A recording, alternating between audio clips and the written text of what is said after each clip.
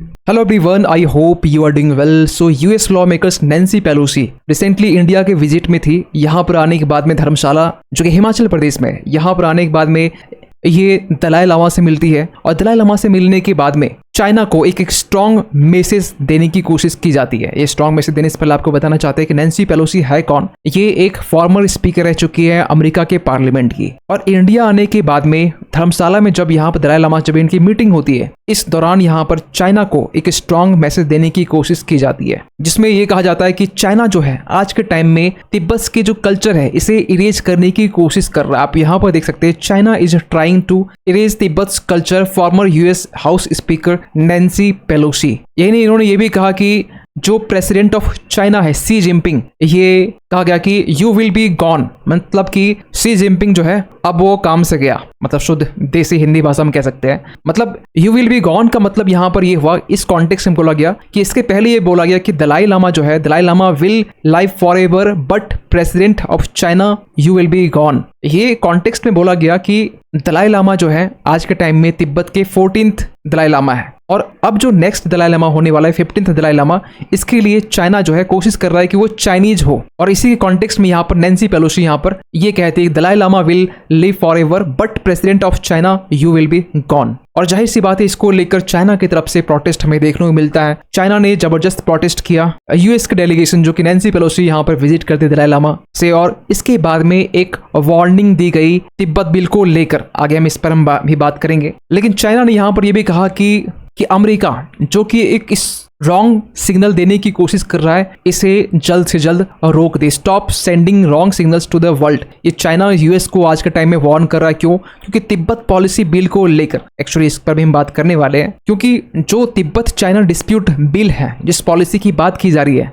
जिसे इसी साल फरवरी के टाइम में अमेरिका की पार्लियामेंट से पास कर दिया गया था 2/3 मेजोरिटी के साथ में। आप यहाँ पर देख सकते हैं डेमोक्रेटिक पार्टी के जो मेंबर्स है वो 229 यहाँ पर येस में अपनी वोटिंग दी है, रिपब्लिकन पार्टी की यहाँ पर 163 है, और टोटल यहाँ पर 392 मेंबर पार्लियामेंट के साथ में एक सुपर मेजोरिटी के साथ में ये बिल आगे पास किया जाता है। एक्चुअली ये फिलहाल भी बिल ही है, क्योंकि इस बिल को एक्ट बनने के लिए प्रेसिडेंट का एसेंट लेना जरूरी है, जिस तरीके से इंडिया में होता है। तो फिलहाल अभी जो बाइडेन जो कि प्रेसिडेंट है, इनके यहाँ पर जो तिब्बत बिल है, अब ये एसेंट देंगे तब ये पूरा जो बिल है वो एक एक्ट में तब्दील हो पाएगा। और इसको लेकर चाइना ने बाइडेन से अर्ज किया है कि कृपया आप इस तिब्बत बिल को साइन ना करे, इसे अपना एसेंट ना दे। लेकिन जब नैन्सी पेलोसी जब इंडिया आती है, तो इंडिया आने के बाद में जिस तरीके से पार्लियामेंट में वहां पर तिब्बत बिल पार्लियामेंट से जो पास हुआ है, इसकी एक जेरोक्स कॉपी, इसकी एक फोटो कॉपी यहाँ पर ला दी है एक फ्रेम करते हुए, और इस फ्रेम कॉपी को यहाँ पर दलाई लामा को दिया जाता है। अब आप सोच रहे हो कि इस बिल में, इस एक्ट में ऐसा है क्या कि चाइना इस बिल को लेकर काफी कंसर्न है। देखिए, इस बिल का ना बेसिकली जो ऑब्जेक्टिव है, जो एम्स है, वो ये है कि आज के टाइम में तिब्बत की कल्चर को चाइना जिस तरीके से इरेज करने की कोशिश कर रहा है, दूसरी तरफ जहां दलाई लामा और चाइना के बीच में नेगोशिएशंस को लेकर चाइना लगातार पोस्टपोन किया जा रहा है, इसी को लेकर यहाँ पर तिब्बत चाइना डिस्प्यूट्स एक्ट जिसे हम कह सकते हैं, ये बिल लाया गया ताकि बीजिंग को प्रेशराइज कर सके कि आप दलाई लामा के साथ में नेगोशिएशंस कर सके तिब्बत के इंटरेस्ट को लेकर। लेकिन 2010 से लेकर 2024 आ चुका है, अब तक यहाँ पर चाइना किसी तरीके के नेगोशिएशंस दलाई लामा और या फिर उनके रिप्रेजेंटेटिव से अभी तक नहीं किया गया है। आपको बता दें कि 2002 से लेकर 2010 के बीच में ऐसे 9 टॉक्स दलाई लामा के रिप्रेजेंटेटिव्स और चाइना के बीच में होती है, जिनमें दलाई लामा जो कि 14th दलाई लामा है, इनका डिमांड ये है एक्चुअली कि तिब्बत के लोगों को या फिर तिब्बत को एक ऑटोनोमस रीजन डिक्लेयर होनी चाहिए, तिब्बत के इंटरेस्ट को चाइना रेस्पेक्ट दे। और दलाई लामा ये यहाँ पर कभी नहीं कहते कि हमें एक सेपरेट कंट्री चाहिए, हमें सेपरेट देश चाहिए। दलाई लामा हमेशा कहते हैं कि हमें एक ऑटोनॉमी चाहिए, लेकिन चाइना इसको लेकर कभी एग्री नहीं होता, क्योंकि आपको बता दें कि आज के टाइम में तिब्बत की जो पॉपुलेशन है, पूरे तिब्बतन्स जो है पूरे ऑल ओवर वर्ल्ड में ये 1,30,000 के अराउंड में है। उनमें से मेजोरिटी जो है वो आज के टाइम में तिब्बत में रहते हैं, और इन्हीं के इंटरेस्ट के लिए यहाँ पर यूएस भी कंसर्न है, और इवन के तिब्बत के जो लोग हैं वो भी कंसर्न है। लेकिन चाइना अपनी तरफ से ये कहता है कि हमें दलाई लामा से बात करने में कोई भी हेजिटेशन नहीं है, लेकिन प्रॉब्लम ये है कि बात किससे की जाए, क्योंकि जो दलाई लामा है वो एक स्पिरिचुअल गुरु है, वो एक रिलीजियस गुरु है। वो गवर्नमेंट इन एग्जाइल जो फॉर्म किए थे 2011 के टाइम में, वो स्टेप डाउन कर देते हैं, तो तो ये कहा जाता है कि ये पॉलिटिकल रिप्रेजेंटेटिव नहीं है, ये एक स्पिरिचुअल गुरु है, स्पिरिचुअल लीडर है।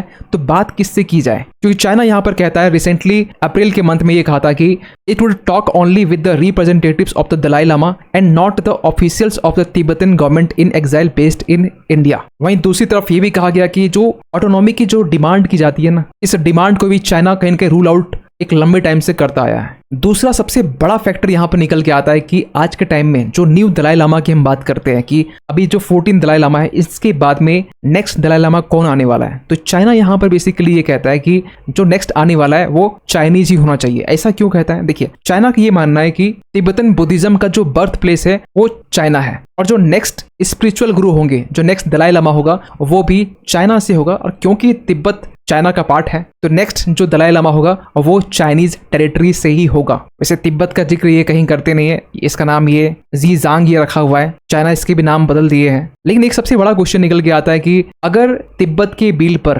प्रेसिडेंट जो बाइडेन अगर अपना एसेंट दे देते हैं तो रियली ये चाइना के लिए कंसर्निंग इशू बन सकता है। लेकिन यहाँ पर व्हाइट हाउस से ये बातें निकल के आ रही कि जो भी अमेरिकन के बेस्ट के लिए होगा वो चीज बाइडेन करेंगे। लेकिन जब नैन्सी पेलोसी जब इंडिया आते हैं, धर्मशाला में वहां रुकते हैं, तो उस दौरान यहाँ पर ये बातें निकल के आई कि तिब्बत बिल को एक्ट में कन्वर्ट करने के लिए प्रेसिडेंट बाइडेन साइन करेंगे। ये फुल कॉन्फिडेंस में है कि जो बाइडेन जो है वो इस बिल को एसेंट जरूर देंगे। लेकिन वही दूसरी तरफ चाइना वार्न कर रहा है यूएस को कि अगर बाइडेन इस बिल को, तिब्बत बिल को साइन करता है, एसेंट देता है, तो डेफिनेटली यहाँ पर चाइना यूएस के अगेंस्ट में एक रेजोल्यूट मेजर्स ले सकता है। मतलब एक सख्त स्टेप जो है चाइना यूएस के अगेंस्ट में ले सकता है। वो सख्त स्टेप क्या होगा, किस तरीके से होगा, ये तो बिल्कुल नहीं पता। क्या ये थर्ड वर्ल्ड वॉर या फिर एक वॉर की तरफ इशारा कर रहा है, बिल्कुल भी नहीं पता। लेकिन चाइना ये वॉर्न आज के टाइम में यूएस को दे रहा है, क्योंकि चाइना का ये मानना है कि यूएस जो है, या यूएस के जो पॉलिटिशियंस है, वो दलाई कार्ड खेलने की कोशिश कर रहा है। और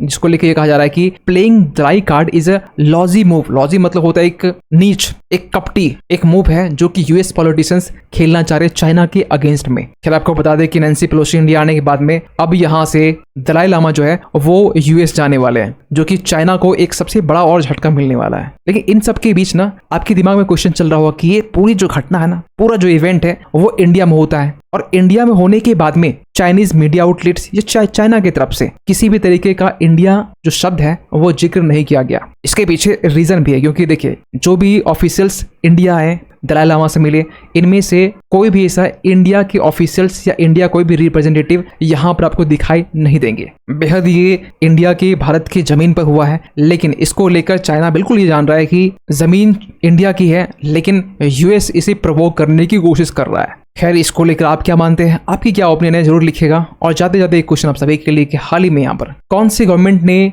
मिशन निश्चय को लॉन्च किया है? मिशन निश्चय बेसिकली जिसे रिसेंटली लॉन्च किया गया, ये कौन से स्टेट ने लॉन्च किया है? ऑप्शन आपके पास में हरियाणा, पंजाब, उत्तराखंड या गुजरात। सही आंसर कीजिए कमेंट सेक्शन पे, और मिलते किसी अगली वीडियो में। तब तक के लिए थैंक यू सो मच।